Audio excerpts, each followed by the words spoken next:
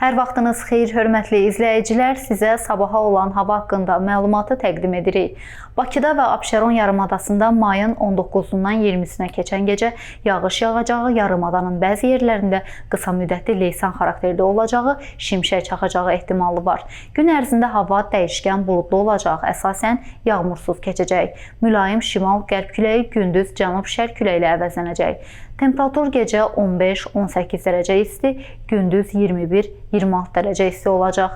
Rayonlarımızda bəzi yerlərdə arabir yağış yağacaq, şimşək çaxacaq. Ayrı-ayrı yerlərdə leysan xarakterli intensivləşəcək, dolu düşəcək. Axşam bəzi rayonlarda tədricən kəsiləcək, arabir duman müşahidə ediləcək.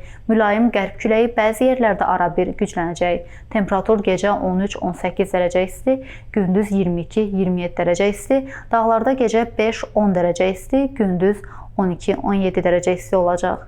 Bizdən bugünlük bu qədər. Görüşənədək.